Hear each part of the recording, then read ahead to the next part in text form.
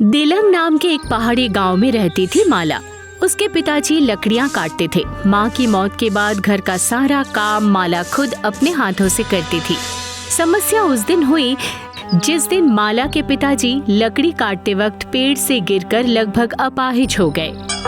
एक बार फिर से सोचकर देख ले बेटा, घना जंगल है और तू अकेली लड़की हूँ तो क्या हुआ पिताजी? बेटा, जंगल में कितनी परेशानियाँ होती है पता है? पिताजी, अभी वो सब सोचेंगे तो हमें खाना नहीं मिलेगा। कल मैं जंगल जाकर लकड़ियाँ चुन कर लाऊंगी, उसी को बेचकर हमें घर चलाना पड़ेगा। पिताजी, आप इन सब की बिल्कुल चिंता मत कीजिए।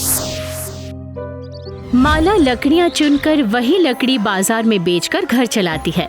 कभी 2 रोटी मिलती है तो कभी उपवास। डॉक्टर ने कहा कि माला के पिताजी बिल्कुल ठीक हो जाते अगर उन्हें बाहर के देश में ले जाकर इलाज करवाया जाता। अच्छा पिताजी, अगर हमारे पास बहुत सारे पैसे होते तो क्या करती तू? आपको विदेश ले जाकर बिल्कुल ठीक करके लाती। मेरी नासमझ बेटी फटे बिस्तर में सोकर लाखों का सपना देख रही है।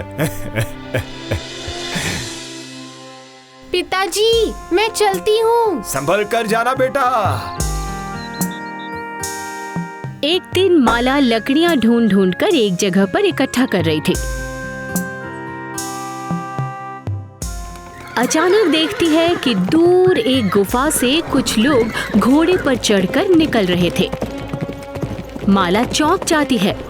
उन लोगों के जाते ही माला चुपके से गुफा की ओर बढ़ती है। ये कैसे हुआ? गुफा का मुंह तो बंद है, तो फिर वो लोग इस गुफा के अंदर से बाहर कैसे निकले? कोई ना कोई बात तो जरूर है। माला उस पत्थर को एक बार इधर खिसकाती है, एक बार उधर खिसकाती है, पर गुफा का मुंह किसी हाल में नहीं खुला। ऐसा करते करते माला का हाथ लगता है वही एक ऊंची जगह पर। बस धड़ धड़ करके खुल जाता है गुफा का मुंह। खुल गया, खुल गया।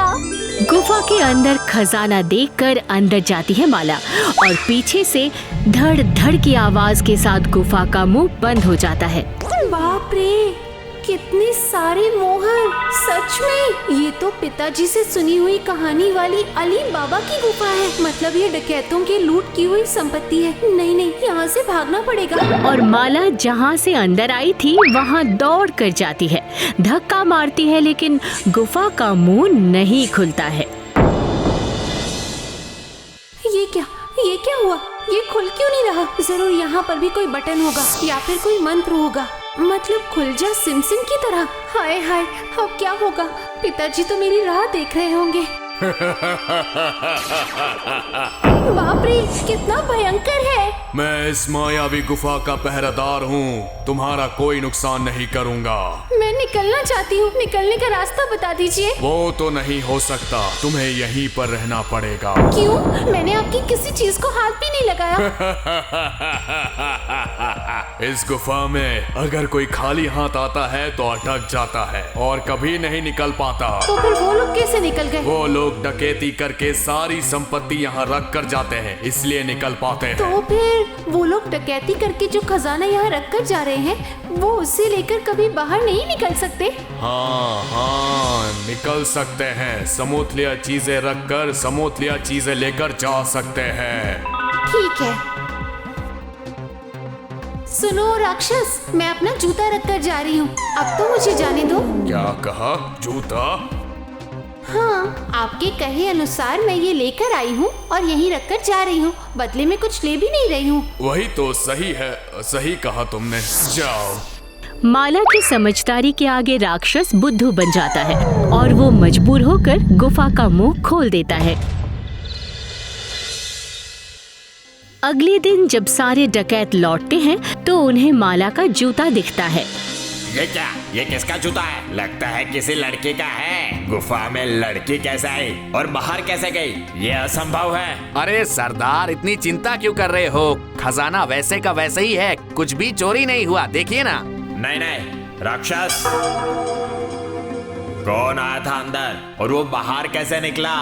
तुम पहरा नहीं दे रहे थे क्या? नहीं नहीं नहीं नहीं, उस लड़की ने जूता रखते हुए कहा कि मैं खाली हाथ तो नहीं आई हूँ। वाह वाह वाह, क्या बात क्या दिमाग है, चमत्कार। जिस लड़की में इतना दिमाग है वो कभी भी यहाँ आकर हमारी सारी संपत्ति उड़ा कर ले जाएगी। उसे ढूंढ कर निकालना ही होगा।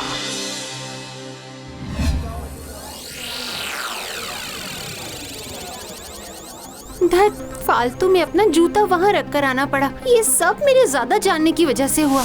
उधर डकैत सरदार बेस बदल कर काफी सारे जूते लेकर बेचने निकल पड़ा था। जूते लीजिए, जूते, कम दाम में अच्छे अच्छे जूते। देखती हूँ अगर कम दाम में कोई जूता मिल जाए तो।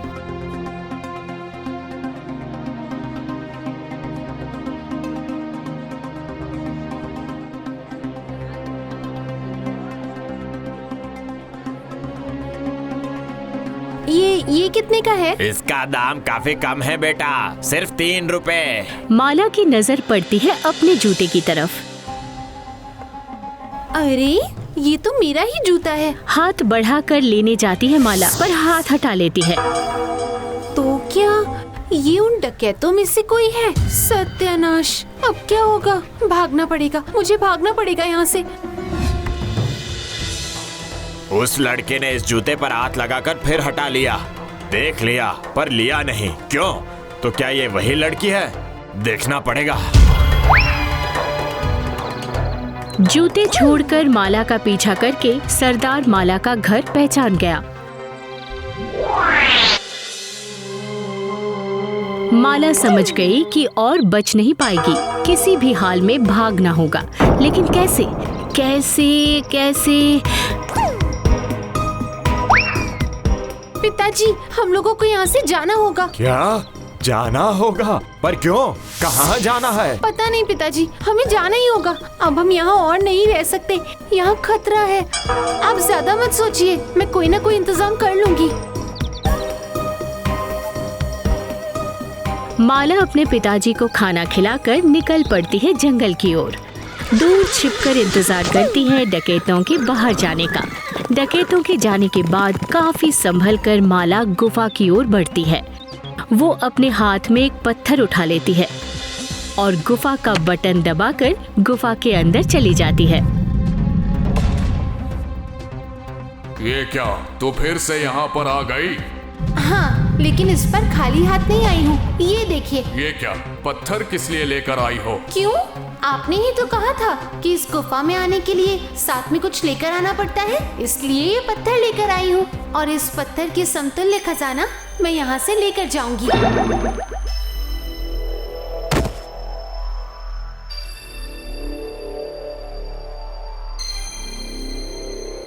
ये कहकर माला डकैतों के जमा किए हुए खजाने में से खजाना उठाती है। वही तो, मैं अपने शर्त के अनुसार इसे रोक भी तो नहीं सकता। माला खजाना लेकर चली जाती है और राक्षस शर्त के अनुसार गुफा का मुंह खोल देता है। ये तू क्या कर रही है बेटी? चिंता मत कीजिए, सिर्फ आज की रात छिपकर डकैतों की आंखों में धूल झोंक दी तो बस। इस वक्त यहाँ कोई भी नहीं है। जो करना है मुझे अभी के अभी करना होगा। अब माला खजाने को अपने कमर में बांध लेती है और बड़ी मुश्किल से पिताजी को पीठ में लटकाती है। अरे नहीं हो पाएगा, नहीं कर पाएगी तू। अरे कर पाऊंगी पिताजी, कर पाऊंगी, मुझे करना ही होगा। पिताजी को पीठ पर उठाकर निकल पड़ती है माला और एक पेड़ के पीछे जाकर छिप जाती है वो। माला, ये तो डकैत है। हाँ पिताजी, चुप, बिल्कुल बात मत कीजिए। जा, इस घर के अंदर जा। इसकी इतनी हिम्मत कि हमारा खजाना चुरा लिया इसने। लेकर आ उस लड़की को।